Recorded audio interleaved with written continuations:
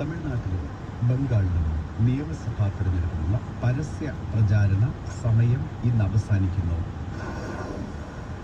ഇറാനും അമേരിക്കയും തമ്മിലുള്ള വെടിനിർത്തൽ കരാറിന്റെ കാലാവധി അവസാനിക്കാൻ മണിക്കൂറുകൾ ബാക്കി. സന്ധി സംഭാഷണ ചർച്ചകൾക്ക് വേണ്ടിയുള്ള ശ്രമങ്ങൾ അണിയറയിൽ ഇപ്പോഴും തുടരുന്നു. ശബരിമല സ്വർണ്ണക്കൊലക്കേസിൽ തിരുവിതാംകൂർ ദേവസ്വം ബോർഡ് മുൻ പ്രസിഡന്റ് PS പ്രശാന്തിനെ പ്രത്യേക അന്വേഷണ സംഘം വീണ്ടും ചോദ്യം ചെയ്തു. വാർത്തകൾ വിശദമായി. തമിഴ്നാട്ടിൽ നിയമസഭാ തെരഞ്ഞെടുപ്പിന്റെ പരസ്യപ്രചാരണം ഇന്ന് അവസാനിക്കും. വൈകിട്ട് 6 മണിവരെയാണ് പ്രചാരണത്തിനുള്ള സമയം. 6 മണിക്ക് ശേഷം സോഷ്യൽ മീഡിയ വഴിയുള്ള പ്രചാരണത്തിനും തെരഞ്ഞെടുപ്പ് കമ്മീഷൻ വിലക്കേർപ്പെടുത്തിയിട്ടുണ്ട്. 23-ാം തീയതിയാണ് തമിഴ്നാട്ടിൽ വോട്ടെടുപ്പ്. പശ്ചിമ ബംഗാളിൽ ആദ്യഘട്ട വോട്ടെടുപ്പിനുള്ള പരസ്യ പ്രചാരണവും ഇന്ന് അവസാനിക്കുകയാണ്. കേന്ദ്ര ആഭ്യന്തര വകുപ്പ് മന്ത്രി അമിത്ഷാ അടക്കമുള്ള കേന്ദ്രമന്ത്രിമാരും BJP നേതാക്കളുമെല്ലാം കലാശക്കൂട്ടിനായി ഇന്ന് ബംഗാളിലെത്തുന്നുണ്ട്.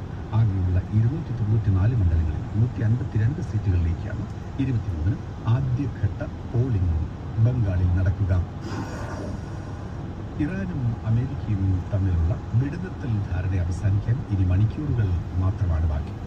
മിഡിൽ ഈസ്റ്റിൽ സമാധാനം ഉറപ്പാക്കാനുള്ള 2ാം വട്ട ചർച്ചകൾ ഇപ്പോഴും അനിശ്ചിതത്വത്തിലാണ്. മേഖലയിൽ സമാധാനം ഉറപ്പിക്കാൻ തിരക്കിട്ട നീക്കങ്ങളാണ് പല തലങ്ങളിലായി ഇപ്പോൾ നടക്കുന്നത്. അതേസമയം ഇറാന്റെ ചരക്ക് കപ്പൽ കഴിഞ്ഞ ദിവസം ബലപ്രയോഗത്തിലൂടെ അമേരിക്ക പിടിച്ചെടുത്തതാണ് സ്ഥിതിഗതികൾ ഇപ്പോൾ മോശമാക്കിയിട്ടുള്ളത്. ഭീഷണിയുടെ പശ്ചാത്തലത്തിലുള്ള സമാധാന ചർച്ചകളോട് താല്പര്യമില്ല എന്ന് ഇറാൻ വ്യക്തമാക്കിയിട്ടുണ്ട്.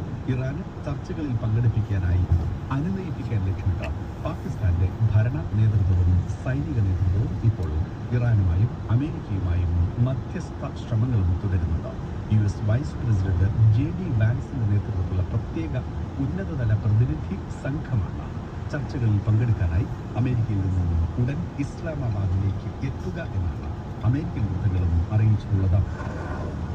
ഡൽഹി മദ്യനയ കേസിൽ അരവിന്ദ് കെജ്രിവാൾ തിരിച്ചടി.